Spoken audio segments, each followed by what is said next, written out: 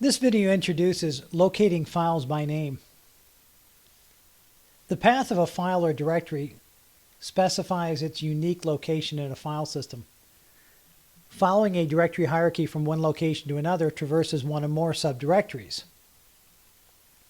What's useful to us first is to make a distinction between what is an absolute path and what is a relative path.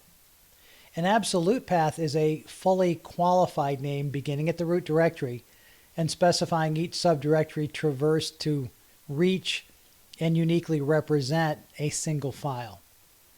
Now, every file in a file system has a unique absolute path name. For example, in my home directory,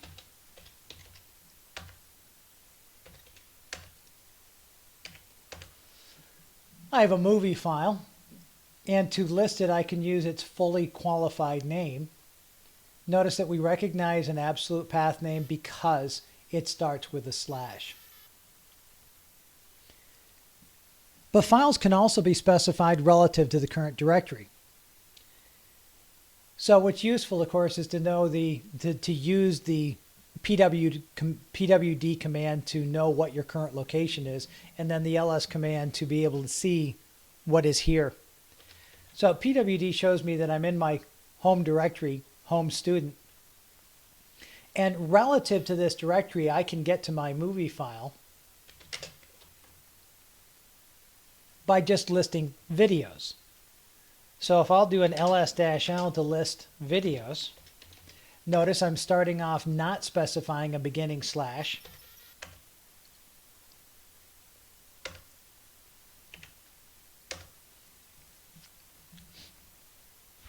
And there's my file in relative syntax.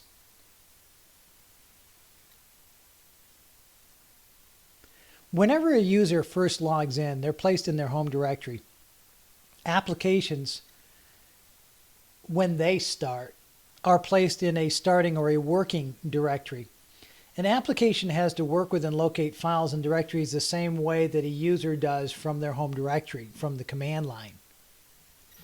So similar to an absolute path, a relative path identifies a unique file by specifying the path portion necessary to reach the file from whatever that working directory is. And you can recognize the use of relative path names because the first character will not be a slash. So let's cd into our videos directory. And we'll use an ls command to see what's here. As we've done before, the -l on the ls gives us a long listing which gives us more information about the file, including ownership and permissions and when it was created. Notice that I changed directory to videos using relative syntax.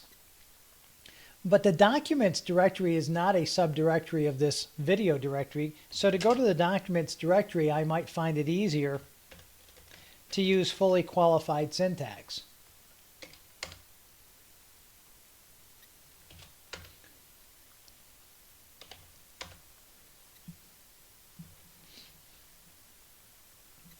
Your prompt shows you the last portion of your current directory, which is usually enough information for you to be able to tell where you are, to remember where you've been working.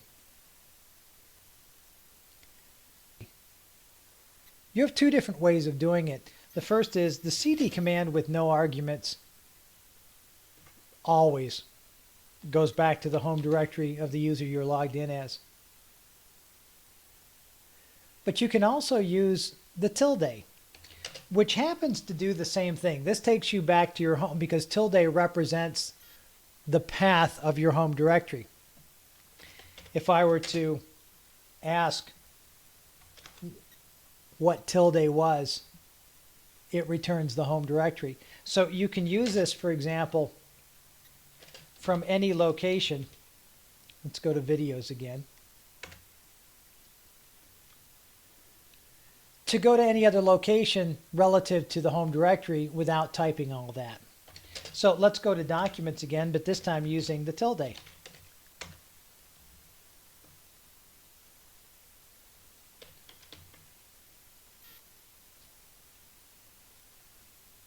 Within any particular directory, we use the ls-l to list the contents. You'll notice that a number of times I've used ll, which is a shorter alias that does exactly the same thing. Another option to ls that will be useful to you is the -a option for all files.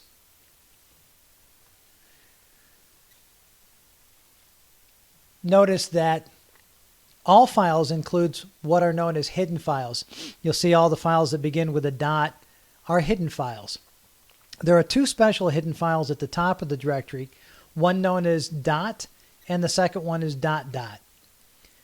The dot dot is a pointer that points up one directory to the parent directory. And these two special directories exist in every directory on the system, so you can always use these tricks no matter what directory you're in. But using the dot dot takes you up one directory to the parent, and you don't have to know what the proper name of the parent is. So I was in home student a minute ago, and now I've gone up one directory to home. The dot directory is used on commands to specify the directory you're in. And to do a CD from the directory I'm in to the same directory, it doesn't seem very useful, so it's not normally used that way.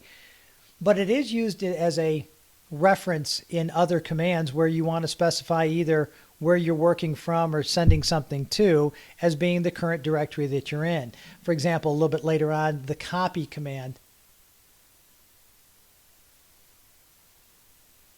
will grab a bunch of files and want to copy them into the directory that we're sitting in. We'll use the dot on the command to say, here's where the destination is.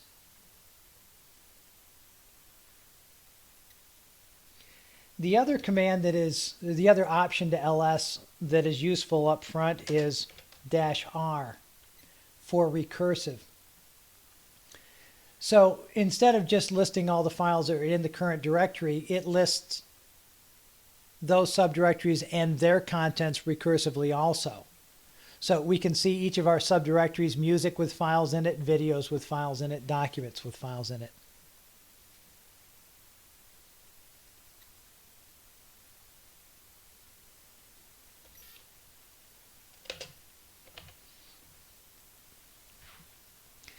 One more comment on these hidden files. File names that begin with a dot are configuration files, and besides the dot dot special directory. These are known as hidden files, and they're hidden from normal viewing with ls and other commands. And this is not a security feature. Instead, hiding files keeps unnecessary user configuration files from cluttering, necessary user configuration files from cluttering the home directory. Since many commands only see hidden files if you use certain options on the commands, this prevents one's user configuration files from accidentally being copied to other directories or to other users. To actually protect file contents from improper viewing is not a naming technique, is not the use of the dot, but is actually the adding of correct file permissions to the files. There's one other trick that's worth learning up front.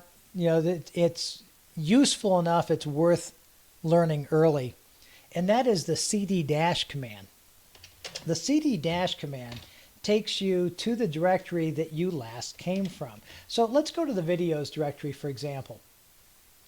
And then let's change directory to documents using relative syntax. Now, the last directory I just came from was videos. If I do a cd-, this will take me directly back to videos. If I do it again, the last directory I just came from is documents now. It'll take me back to documents. And in fact, if I continue to do this, I will bounce back and forth between two directories. This is useful when you are copying files from one location to another, or working on files in one location and referencing information from another location, where you find yourself wanting to be in two places at once. So this ability to just bounce back and forth is very easy.